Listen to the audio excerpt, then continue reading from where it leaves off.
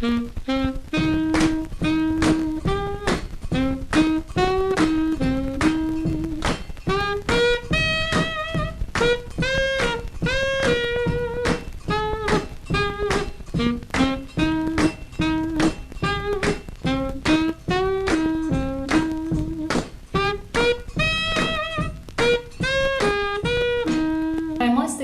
fact that this project is by no means just mine. It's based on the efforts of a combined team of UMass Dartmouth students and local professionals, including Jennifer McRory of Boston's Perkins and Will architectural firm. And by the way, Jennifer is the one who gave us this beautiful redesign of UMass Dartmouth Library. Lee Blake, the director of the New Bedford Historical Society, Don Burton, a local documentary filmmaker, and Professor Michael Schwartz of the Design Department. Today, we have the honor to start this public project through a lecture by Professor John Stauffer of Harvard University. Now, a few words about John and his astonishing accomplishment. John is a leading authority on anti-slavery, the Civil War era, social protest movements, and photography. He's a Harvard University professor of English, American literature, and African American studies. His 19 books include the recently published Picturing Frederick Douglass, whose content is the theme of today's talk. 2 of his books were national bestsellers, and several have won numerous awards. John is also co-curated an exhibition on Douglass and Melville at the New Bedford Whaling Museum. He also has advised 3 award-winning documentaries and has been a consultant for several feature films. John has held numerous prestigious fellowships and has appeared on national radio and television and has lectured widely throughout the United States, Asia, and Europe. John received his PhD from Yale University in 1999 and won the Ralph Henry Gabriel Prize for the best dissertation in American Studies. He began teaching at Harvard that very same year and was tenured in 2004. John came to Yale and Harvard from a somewhat unlikely route. He was raised in Iowa, Nebraska, and North Dakota, and educated in public schools. After receiving a degree in mechanical engineering from Duke University and working briefly in finance, he received an MA in humanities from Wesleyan University and an MA in American Studies from Purdue before pursuing his PhD at Yale. At Harvard, John teaches courses on protest and Southern literature, emancipation, Douglass and Lincoln, the Civil War, autobiography, the 19th century novel, and historical fiction. In 2009, Harvard named him the Walter Channing Cabot Fellow for achievements and scholarly eminence in the fields of literature, history, and art. It is a great honor to have John here giving us a lecture about Frederick Douglass. Now, before I turn to John, I would like to invite Lee Blake of the New Bedford Historical Society, one of our collaborators on this grand project, to say a few words about the book and about this project. Thank you. Thank you, Pamela. And thank you all for coming out this evening. I know you'll be enthralled. I'm always enthralled. I'm always fascinated by John's lectures. This is a fabulous book, if you have not seen it, Picturing Frederick Douglass, where John and Zoe actually find 170 photographs of Frederick Douglass. He's the most photographed person of the 19th century, so John will walk you through that. I'm with the New Bedford Historical Society, but I also work on campus. So one of my interests is also promoting New Bedford's local history. The New Bedford Historical Society is an organization that focuses on the history of people of color, because essentially our history has really been pushed aside. So here we have this wonderful story about Frederick Douglass, who comes to New Bedford when he's 20 years old, and all our kids in the public schools hardly know any of that. They don't know about the wonderful history of people of color as they fought to end enslavement across this country, and that's part of my job, is to make sure that our young people know those things. But I'm also happy to be here because this is a wonderful example of campuses and students working with local history and with local organizations. So I'm working with Pamela now, I'm working with many other people who have interns who are doing research and focusing on this and working on curriculum projects with young people in our schools so kids will have a pride in the place that they grew up in. John, it's all yours. Thank you very much, Lee. Thank you, Pamela, for those very wonderful, generous introductions.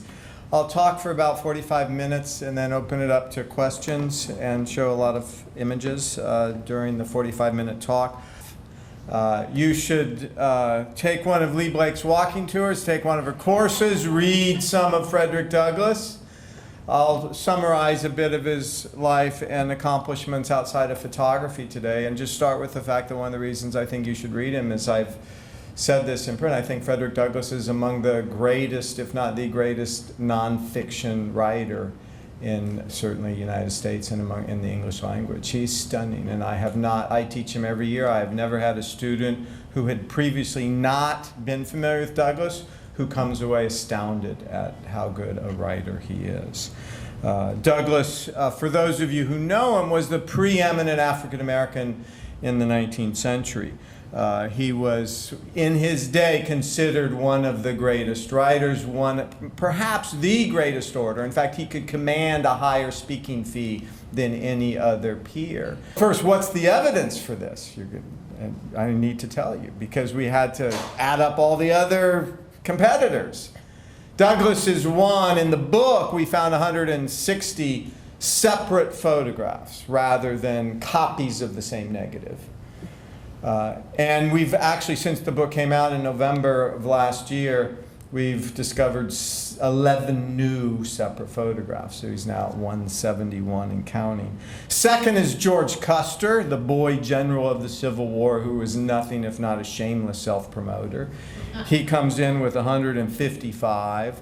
Red Cloud, the Native American, in his day, the most famous Native American, has 128. Walt Whitman has 127, and Lincoln has 126.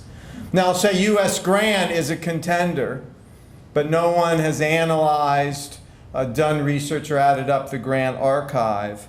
And Hal Holzer, who has written on Grant and I think knows the Grant archive better than anyone, when I asked him how many separate photographs you think there are of Grant, before I told him how many I knew there were of Douglass, he said about 150, probably no more.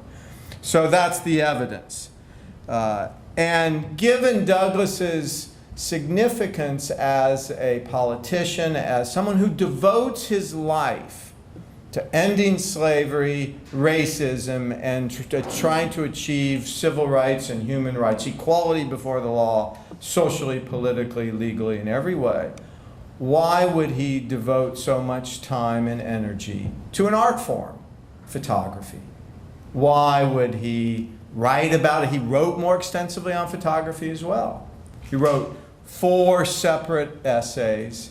The book publishes 3 of them, 2 for the first time, and I think they're among his greatest essays, which is saying a lot. So it raises this question: why would this radical activist, this brilliant speaker and writer, be so obsessed with photography? There are really 4 reasons, and they relate to his desire to end slavery and racism and achieve civil rights. The first is he believed that photography was a fundamentally democratic medium. Louis Daguerre, the co-founder of photography, is a Frenchman, and Americans in particular love the daguerreotype, in part because of the richness of its detail and the tone. Frederick Douglass called Louis Daguerre the greatest inventor of the age, because he said for the first time in history, the poorest servant girl or a slave could have a photograph, or could have a portrait of herself that surpassed in detail, in beauty, in tone, that of the most powerful king or queen 20 years ago, which is correct. And the vogue, the desire for photography was almost exclusively in portraits. People wanted portraits of themselves, their friends, their families, to be able to circulate, to hang on the walls, to put in photo albums. And now, for the first time, anyone, no matter how poor you are, could afford to have a beautiful, accurate portrait of yourself. In fact, Douglass said that Daguerre is the greatest inventor of modern times, or his time. The second is that Douglass identified photography with freedom. And here he recognized, as all scholars do today, that Americans had a love affair with photography that surpassed that of every other nation. Based on extant photographs, based on documents at the time, Americans sat for their portraits, sat for their photograph far more than any other nation. And in fact, in order, it's United States, France, the German-speaking country, and then England. Now, what's significant about America's love affair for photography is that love affair was limited chiefly to the northern states, the free states. In the slave states, there is a notable paucity of photographers and of photographs circulating. Why was this? First, photography as an art form or medium depends upon a capitalist infrastructure. You need roads so that photographers can move from one place to another, because for a photographer you need to make money on having a certain number of people nearby so you can pay your rent. And South didn't have that. There were very few cities. Another reason is that photography at this time, it was a profession. It was the age before amateur photography. So to learn the craft or the art, if you knew how to read, you could read a manual, and you needed 3 to 6 months to experiment with the chemicals and try to put the instructions of the manual into practice. And if that happened, you're on the road, you're on your own. A lot of photographers created big wagons, they put their chemicals and cameras in there, and they go from one town to the next throughout the north. Or you could spend a little more money and get a building in New York City or Boston. In New York City, there was a photography studio in every street corner by 1850. The South lacked not only the cities, it lacked that artisanal ethos. In the South, if you were a struggling young man or woman, you wanted to become a planter or a planter's wife. You didn't want to have to work with your hands. Your slaves did your work. So the fact that the Southerners lacked that craft ethos also contributed to the comparative paucity of photography.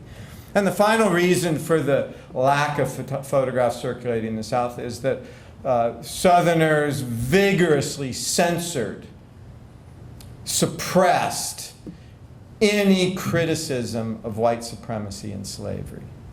And what they recognized was that a photograph of a person, whether it's a black person or a white person or a man or woman, highlighted that person's essential humanity. A photograph, a portrait of a person, in essence, was an anti-slavery document. And in fact, John C. Calhoun, the preeminent pro-slavery advocate, tried to pass a law, a federal law, banning the circulation of any image that Southerners could construe as anti-slavery anywhere in the South. He was unable in Congress, U.S. Congress, to pass that federal law, but every state and town through the post office, they systematically suppressed images and words and other criticisms of their peculiar institution. Douglass and photography also came of age together.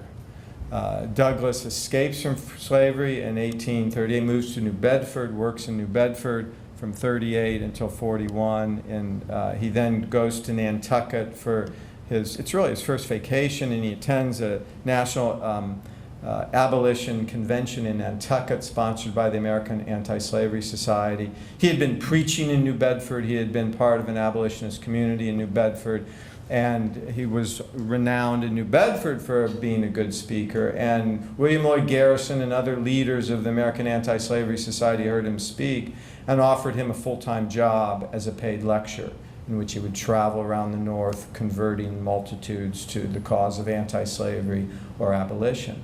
And so in 1841, he becomes a public figure, writing, speaking for and to the masses. And that coincides with the first known photograph. It's this beautiful daguerreotype by Greg French, a friend of mine from Boston. And you have Douglass, this 23-year-old in this beautiful, beautiful afro. But you see the contours of his fro, and this is, in a sense, a representative pose. He's always well dressed. He takes his sitting seriously. He wants to present himself as an equal citizen, as someone who is as deserving of entering the wealthiest parlor or even the White House as anyone. And his quest for freedom coincides with photography. The third reason for his love of photography, which is related to the other two and his attack on slavery and racism, is that he believed and recognized photography's fundamental truth value.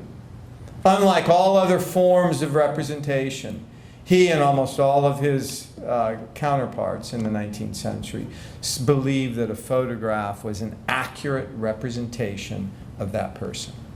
A photograph did not lie. And in a sense, we still believe that. How many people in this room, when they see a photograph on the front page of the Wall Street Journal or the New York Times, doubt its truthfulness? Any hands? One. Usually there are a few more skeptics. But we still, even though we know we can airbrush and make multiple exposures, airbrush out unwanted people, make multiple exposures, solarize, manipulate the heck out of a print, we still have faith in the truth value of a camera. And even then, photographers themselves knew that their photographs lied. They could make multiple exposures. They could airbrush out unwanted subjects. They could manipulate photographs then. But people still had faith in the truth value. The difference was Douglass and his peers saw photography both as a rigorously accurate technology and as a beautiful art form. And in the 20th century, if it was a technology, it was suddenly no longer as great an art form. So that's when photographs started appearing at the bottom end of the art hierarchy in museums and in universities. So that's hence Douglass's love of photography. His writing on photography coincided with his larger mission of democracy in which everyone is equal before the law and in society. One example, and Douglass also recognized early on the power that photography had. In fact, Douglass came to believe, in fact said, that a photograph elected Abraham Lincoln. He said the portrait makes the president after Lincoln was elected. And Lincoln, when he's elected in 1860, is the first anti-slavery president in American history. And Douglass was referring to the Matthew Brady photograph of Lincoln on the left. It's right before Lincoln gives his Cooper Union speech when he's introduced to an East Coast audience. Lincoln was a dark horse in the election. People outside of Illinois that basically didn't know him. So he comes to New York. It's an important speech because he's introducing himself to an East Coast audience. And this is the first photograph of Lincoln in which he appears presidential. As you all know, Lincoln's 6'4", gangly. The three adjectives most used to describe him are ugly, awkward, and grotesque. Before this photograph, every other photograph, he had a bad hair day. This, he actually does look like a leader, presidential. Matthew Brady said he spent an hour trying to get his cuffs right and everything. And then this was transmitted through an engraving to Harper's Weekly, the most widely circulated newspaper in the country, and it's on the front page before the Republican nomination. And Americans at the time, because of the rise of photography, because of the rise of engraving, because of the rise of the illustrated press, Americans wanted to be able to visibly recognize their candidate. Before this Brady portrait, people on the East Coast couldn't. According to Matthew Brady, after Lincoln was elected, he wrote Brady and thanked him and said, "Your portrait elected me." Now that's according to Matthew Brady. But Douglass said the same thing. A lot of people felt that way. What's significant about the transfer process from a photograph to an engraving, it's the age before the halftone, is that Americans believed in the truthfulness of an engraving based on a photograph as much as they believed on the underlying photograph. In fact, the Illustrated Press ignored the transfer process. The title of the Lincoln photograph is, it doesn't say engraving based on a Brady photograph. It simply says, you can't really read it, I'll read it for you. It says photographed by Brady.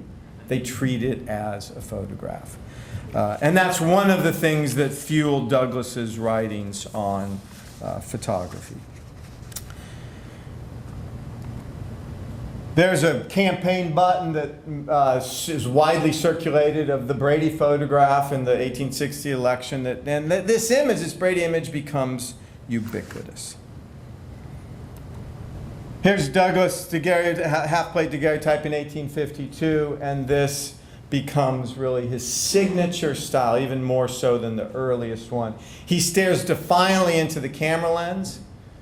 He has a stern expression because slavery is expanding and he needs to be stern. He confronts his viewer, confronts his audience.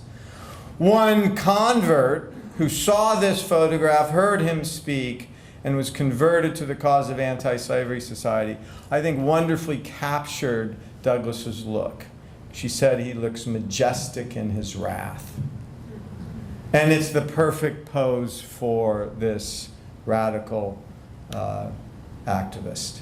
Majestic in his wrath. Looking beautiful. In a sense, Douglass, through his photographs, through his writing, through his public speaking, he out-citizened white citizens at a time in which most white Americans believed that blacks could not be or should not be citizens. That's part of the discipline that he brought with him. By after the Civil War, he's on the cover of Harper's Weekly. I mean, that would be like being on the cover. There's no analog today. It'd be like being on the cover of Time magazine in 1940 or 50 when everyone saw it. Or being featured in CBS News when there's only 3 television stations. That gives you a sense of the dissemination of his images. Douglass's portraits were public portraits. They were designed to bolster his public image, designed to help him fight the cause of ending racism, achieving human rights, slavery. Most were studio portraits taken while on the road. Douglass traveled immensely as a public speaker, and almost wherever he went, he would sit for a photograph. A few of them, however, portray Douglass in the arts for which he is best known. These are not representative photographs. The next 3 I'm going to show you, but they're very rare, and I think they're magnificent. Here's Douglass mid-speech. He's best known as an orator. He delivers his signature speech, which becomes Self-Made Man after the Civil War, at Tuskegee Institute before 5,000 people on Commencement Day in 1892, 3 years before he dies. And if you just draw a straight line down, you see the young African American on the chair. That's Booker T. Washington, right there. There's Douglass standing. You see Douglass standing. Booker T is 3 to the left. Here's another photograph. It's a daguerreotype from 1850. It's an anti-fugitive slave law convention. It's, again, very rare because to obtain this kind of a photograph, you need to, the exposure times on a bright sunny day were 15, 20 seconds. If it was a cloudy day, the photographer didn't have work. That was the limits of the medium. And here Douglass is sitting down on the right. His friend and fellow abolitionist Garrett Smith is mid-speech, gesticulating. Douglass, after Garrett finishes, will stand up and give his own speech. Here's Douglass at his desk writing. Again, these are not representative photographs, but extremely rare. And Douglass was not interested in photographs of his family. He was not interested in personal mementos. He was not interested in circulating his private self. In fact, there are no extant images of Frederick Douglass with his first wife, Anna Murray. And of his 5 children, there is only one photograph of Douglass with any of his 5 children, and it's with his youngest daughter, Annie, which is right here. This actually wasn't in the book, because we discovered this in an archive in Baton Rouge about 3 months ago. Annie dies in 1860 from an illness. Douglass, according to most accounts, Douglass was emotionally most attached to Annie. And you see him slumping down, so it elevates Annie. It makes Annie look more mature, more significant. No other photographs of Douglass and his siblings. There are a few photographs of Douglass with his second wife, Helen Pitts, who he marries in the 1880s after Anna dies. This is a photograph where Helen is on the right and her sister is on the left. It's a parlor shot. Here is a photograph of Helen and Frederick during their honeymoon trip. They're at Niagara Falls. This is a false facade. So it's a painting which they sit in front of and then have their portrait taken. You can tell by the waves on the rocks on the right. His visual identity was meant to unite politics, unite art with politics. In fact, Douglass said the moral and social influence of pictures was more important in shaping national culture than the making of its laws.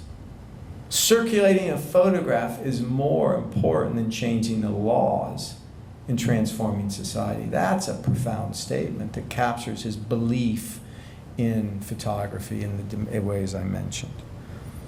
So it leads, who photographed Douglass? 171 photographs, who photographed him? It was a very inclusive group, both because of the profession and because of Douglass. It included women and men, whites and blacks, Southerners and Northerners. Photography itself was an open profession because there were few barriers to entry. The startup costs were not that great. And unlike painting or sculpture or silversmithing or a lot of other crafts, you didn't need to train with a master craftsperson, almost always a man, who, if you were a woman or if you were black, say, I'm not going to train you. You could learn this craft on your own.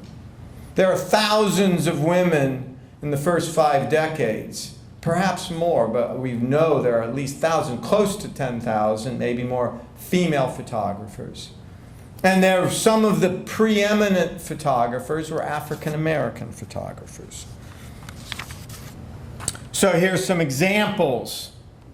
Here's Lydia Cadwell, a Chicago artist and entrepreneur, photographing Douglass in these 2 beautiful cabinet cards, a profile portrait and a frontal portrait.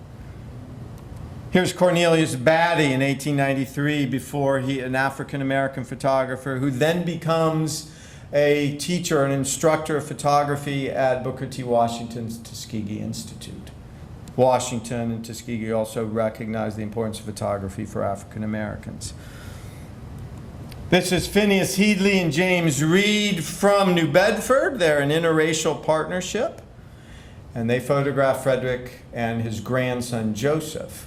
Now you might think this is a family shot or a personal shot. It's really a public shot because Joseph was an internationally renowned concert violinist. And the photograph occurs after Douglass had given a speech at a venue and then Joseph played on the violin, and it's to commemorate this public evening or public event. Here's James here in Easton, who was from Rochester, Minnesota, part of the well-known black abolitionist Easton family, many members of which lived in Boston. And here's James Presley Ball from Cincinnati, Ohio, 2 photographs of Frederick Douglass. The actual prints aren't in great shape, but Ball was considered by a Boston newspaper, a newspaper in which Southworth and Hawes, many photo critics and historians say that Southworth and Hawes, Gleason's Pictorial, the first illustrated magazine, did a whole feature on James P. Ball in Cincinnati and said that James P. Ball was the greatest living photographer. I'll quote Gleason's. It said that Ball photographed with an accuracy and a softness of expression unsurpassed by any establishment in the Union. And for most people, accuracy coupled with softness of expression was what made a great photograph. Famous photographers also this is, I should say, Ball's studio in Cincinnati. And so a studio, when you wait to sit for your photograph and then you wait until it's developed and you go walk home with it, they were designed to look like middle-class parlors. And this is a model interracial integrated middle-class parlor because Ball's patrons are blacks and whites, men and women. Famous photographers also photographed Douglass. This is, I think, a beautiful Matthew Brady carte de visite. Notice the little sparkle in his eyes. Brady captures the light reflecting off his pupils beautifully. John Howe Kent, Rochester, and Douglass is living in Rochester. He moves to Rochester after becoming legally free while he's in England, Ireland, Scotland, owing to the success of his first narrative, his autobiography. It's so successful that he names names, and the reason that he writes in the first place is because he's such a good public speaker that he's increasingly accused of being a fraud. And truth-telling and honesty is so important. He decides to throw caution to the wind and name names, name who his masters were, name where he lived. Because when he was a fugitive speaking on the lecture circuit, he didn't say who his masters were, where exactly he lived. He'd get recaptured. So the book is a huge success. The American Anti-Slavery Society sends him to British Isles. They purchase his sympathizers in Britain, purchase his freedom. He comes back to the United States and settles in Rochester. This is the kind of Russian Rochesterian winter look after the war. And this George Kendall Warren, a Boston, Cambridge-based photographer, is a carte de visite. It's known for a visiting card, and then it appears in Douglass's 1881 edition of his third autobiography, Life and Times. And here is Douglass. You see him circled at Lincoln's second inaugural. You can see Lincoln, see the podium in the left third. Lincoln is standing. He's tall. He's reading his second inaugural address. And you see how close Douglass is. Douglass has a front row seat. Douglass was invited to the second inaugural. He's invited to the reception at the White House. He goes to the White House after Lincoln gives his address. Lincoln is in the elegant East Room. He sees Douglass enter. Lincoln's surrounded by a crowd of whites, and Lincoln raises his long arm and he says, "Here comes my friend Frederick Douglass. I saw you in the crowd today." Of course he saw him. Look how close he is. Lincoln then says, "What did you think of my address? There is no man in these United States whose opinion I value more than yours."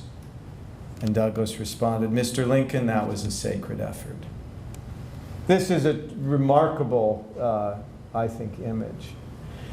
You also see in this image, I've now circled John Wilkes Booth in the balcony on the right, up to the right, scouting out Lincoln because he wants to, initially he wants to kidnap him and use him for ransom to demand the release of all Confederate prisoners of war. And then once Lee surrenders, Booth just decides to kill Lincoln.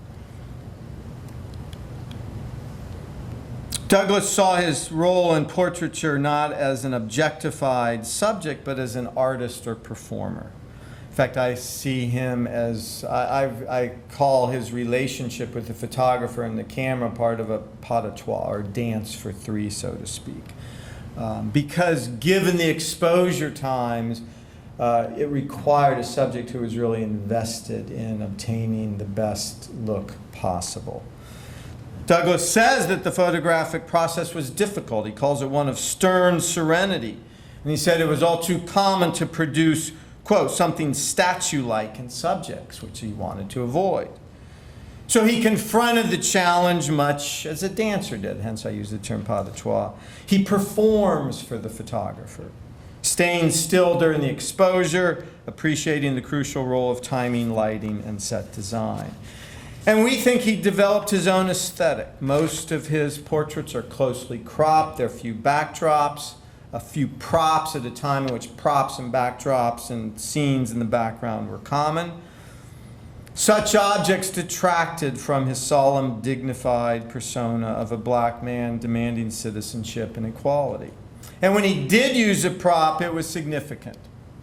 Here, Douglass is shown with Lincoln's cane after Lincoln dies. Mary Todd gave Douglass one of Lincoln's canes as a tribute, and as a tribute to their friendship and Douglass's influence on Lincoln.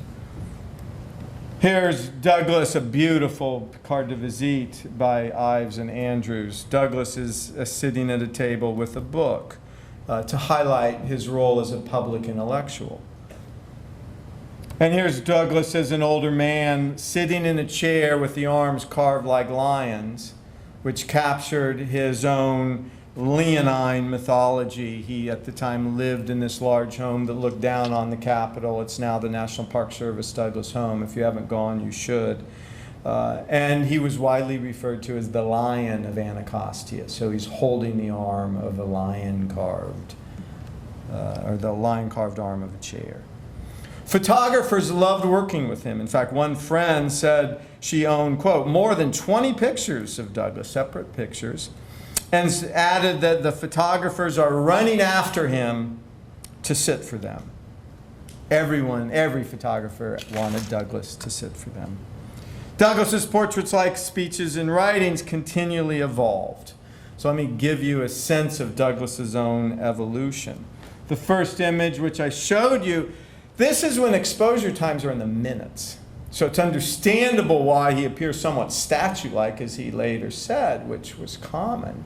And he might have it was very common to have a prop to stick your head in so your head wouldn't move, but you had to keep your eyes open. You couldn't move your facial expression. It appears somewhat statue-like. But he experiments. Here's a look that's known as the visionary gaze. Photography manuals instructed white male subjects to look above or beyond the camera lens, and a visionary gaze is a way to evoke their visionary capacity, their statesman-like quality. And so he tries it out. But you see, when you look, his right eye, there's shadow over his right eye, what we look at as the left. It's a beautiful photograph, but that visionary gaze doesn't quite work. And here he's looking down in askance. Another beautiful photograph, but it's still not the pose, really, that he wants. And he discovers this pose in roughly late 1840s, early 1850s, staring defiantly in the camera lens, the pose of majestic wrath, or wrathful majesty. This is probably is the most widely circulated, the best known photograph of Douglass until after the Civil War. It's the frontispiece. This is an engraving based on a lost photograph. It's the frontispiece for his second autobiography. And you see him adding an aspect to that majestic wrath in which his fists, he's closing his hands into a fist, daring someone, challenging someone to defy his demand for freedom and equality. Here's an unusual profile portrait, because a profile portrait was reserved primarily for statesmen and visionary men. He couples the profile portrait with the clenched fists. Another beautiful photograph. And here is the only known photograph of Douglass explicitly smiling. He almost never showed a smile, with this notable exception. Almost to the end of his life, Douglass wanted to refute the racist caricatures which were disseminated all over the place of blacks as happy slaves and servants. And here in 1894, a year before he dies, it's as though he is now so famous. His stature is so secure he can finally let his guard down and show a smile. So the three large themes that stand out is he almost never shows a smile. He always appears as a dignified, respectable citizen. The majestically wrathful look through the Civil War, and then the visionary statesman, because he is an elder statesman. He becomes a major leader in the Republican Party. And the third is that Douglass's visual persona, much like his own life, he continually evolves from revolutionary freedom fighter to elder statesman. And in fact, I've argued that Douglass in 1835 is fundamentally, profoundly different from who he is in 1840 and 45 and 50 and 55, and he changes most dramatically in the Civil War. And Douglass embraced that. Douglass imagined and wanted the idea of a self to be continually evolving in a state of constant flux, rather than fixed. Because someone who continually evolves and is in a state of constant flux, that person explodes the very definitions of slavery and racism, because slavery is predicated on this very low fixed ceilings above which no one can rise. And racism, among other things, is based on the belief that some people are permanently inferior to other people.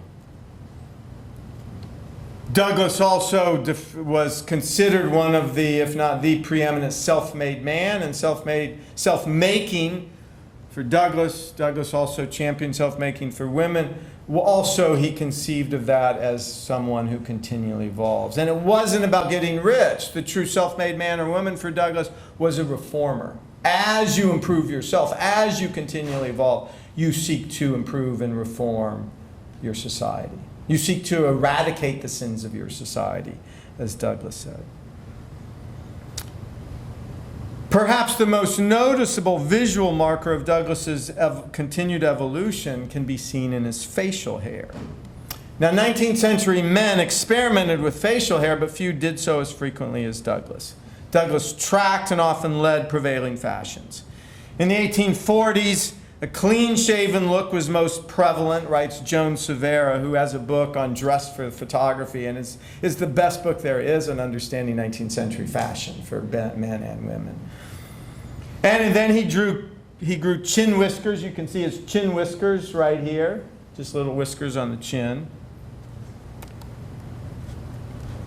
And then these chin whiskers evolved into a cropped fringe of mutton chop whiskers in this portrait, so the whiskers come down right here through his chin. And then in the mid-1850s, he became a trendsetter with a full beard and hair covering his ears, which was not popular until late in the decade. He then began sporting a goatee, which he kept until about 1863. January of 1864, he anticipates another trend with a sporty walrus mustache, which was not common for another 2 decades. 1865, he couples the walrus mustache with a short ponytail. Here's Frederick Douglass with a ponytail. 1873, he briefly grows a full beard, and within a year he shaved his chin whiskers while retaining bushy sideburns that loop up to connect to his mustache. In 1875, he maintains a neatly groomed full beard, anticipating a look affected by authority figures in the 1880s, and his hair and his beard grow until his death, and this is one of 2 deathbed photographs of Douglass several hours after he died. The evolution of his appearance, like his portraits, as I said, indicated his status as a self-made man. His portrait gallery contributed to his persona as one of the preeminent, if not the preeminent, self-made man in the United States.